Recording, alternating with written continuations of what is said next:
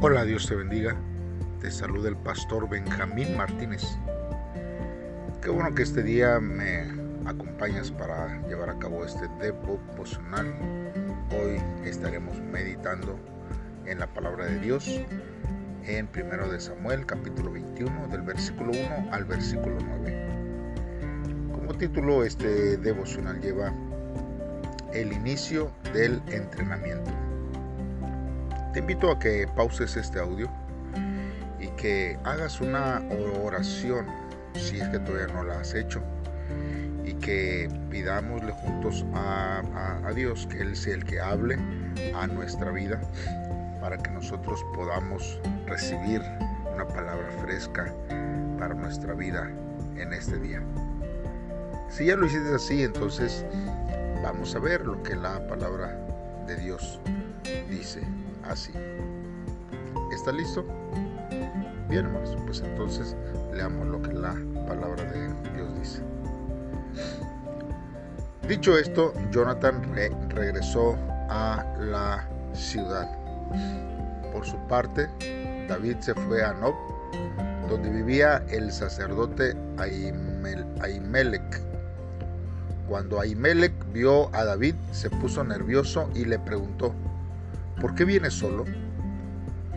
Porque el rey me mandó una misión especial y me pidió guardar el secreto, le contestó David. Por eso es que ni mis hombres vienen conmigo. Con ellos debo encontrarme en otro lugar. Por cierto, tengo mucha hambre. ¿Podrías darme unas 5 piezas de pan o lo que tengas? Solo tengo el pan que usamos en el santuario, le contestó el sacerdote. Te lo puedo dar siempre y cuando ni tú ni tus hombres hayan tenido relaciones sexuales. No te preocupes, respondió David, que ni siquiera cuando salimos a un viaje de rutina tenemos relaciones sexuales con nuestras esposas, mucho menos ahora. Como el sacerdote no tenía ninguna otra clase de pan, le dio a David el que se ofrendaba a Dios. Era el pan que acababan de quitar del altar para poner uno nuevo y caliente. David le dijo a Ahimelech: ¿podrás prestarme alguna lanza o espada? Fue tan urgente la orden del rey que no alcancé a traer ninguna arma conmigo. No tengo más que la espada de Goliat, contestó el sacerdote. Es la espada del filisteo que mataste en el valle de Elá. Está allí, envuelta en tela, detrás de mi chaleco sacerdotal. Puedes llevártela si quieres. Está muy bien, aceptó David. Dámela. Muy bien, hermanos, pues vamos a meditar en la palabra de Dios. Vemos aquí, hermanos, que es algo que me llama la atención de una forma personal y quiero compartírselo, ya que al principio, hermanos, de estos versos, la palabra de Dios llama a Ahimelech. Ahimelech, hermanos, es la primera vez que se menciona aquí, pero cuando nosotros estamos viendo el lugar, si no mal recuerdo, ya había otro sacerdote que estaba mencionando ahí, y era, si no mal recuerdo, Ahías. Ahías, hermanos, fue el sacerdote que ahora se menciona como Ahimelech. E investigando, hermanos, algunos teólogos dicen que Ahimelech, unos dicen que pudo haber sido el mismo Ahías, pero mencionado con otro nombre, ¿verdad? Otros dicen que era el sucesor de Ahías, pero bueno, de alguna forma u otra que sea, hermanos,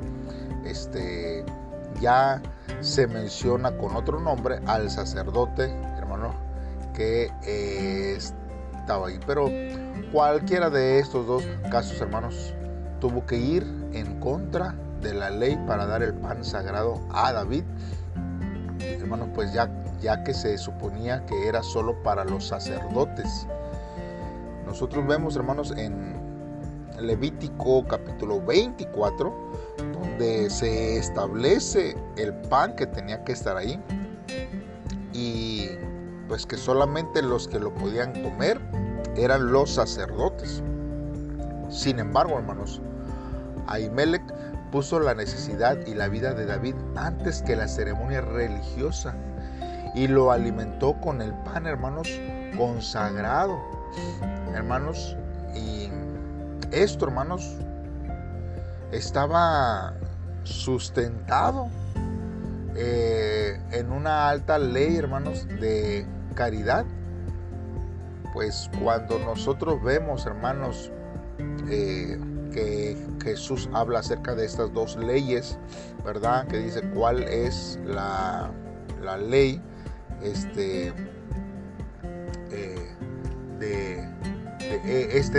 este tiempo, nos habla y nos dice que amarás a Dios con todo tu alma, con todas tus fuerzas, y la segunda es amarás a tu prójimo como a ti mismo. Pues esta ley, hermanos, está en Levítico 19. Ahí nos habla, hermanos, acerca que dice que amarás a tu prójimo como a ti mismo, hermanos. Y después de que se decretó esta ley de parte de Dios, hermanos, y aparte de que este tiempo se dio en la época de nuestro Señor Jesús, hace una referencia a este incidente, hermanos, mostrando que la ley de Dios, hermanos, no tiene que aplicarse sin compasión. La ley más grande de Dios es hacer el bien y salvar vidas.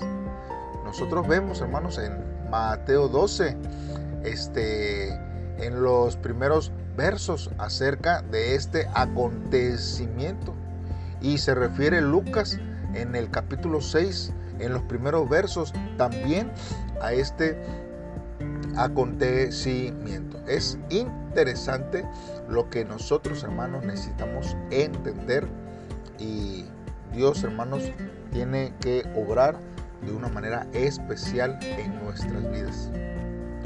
David, hermanos, mintió para protegerse de Saúl, y algunos, hermanos, disculpan esta mentira, porque dicen, pues es que David estaba en guerra, y el deber de un buen soldado es traicionar al enemigo. Pero nosotros vemos, hermanos, que en ninguna parte se perdona la mentira, ni de David ni de otros. Es más, hermanos, cuando nosotros vemos la historia, vamos a ver que sucedió lo opuesto, ya que, hermanos, la mentira llevó a la muerte a 85 sacerdotes. Esto lo vamos a ver en el próximo capítulo.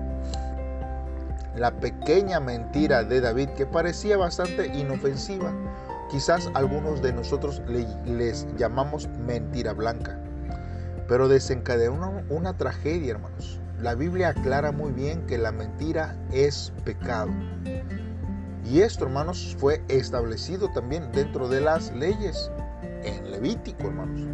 Si nosotros vamos al capítulo 19, nosotros vamos a hallar allí, hermanos, cómo también la mentira es desechada, es catalogada como pecado.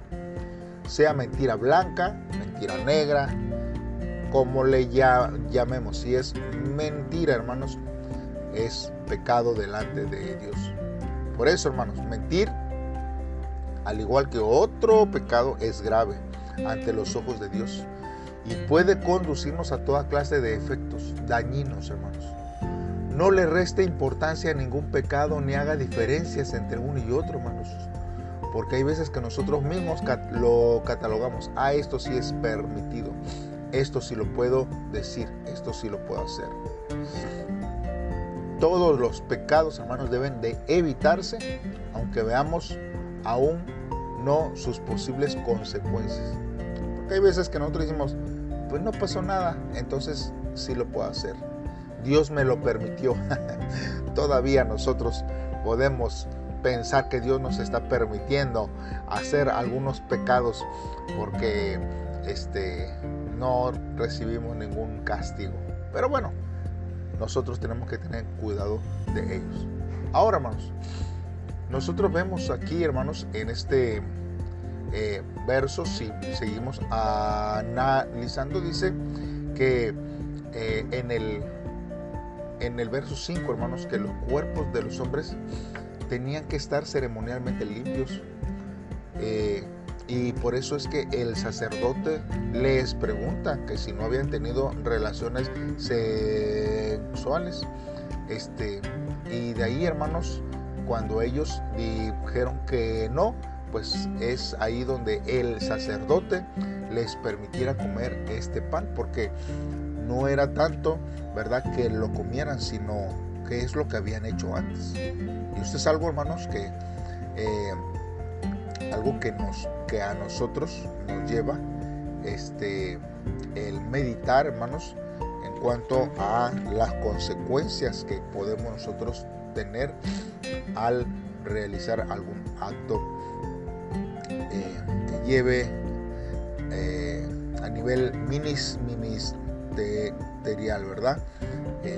Hay algunos que, a pesar de su pecado, siguen predicando, siguen haciendo una labor.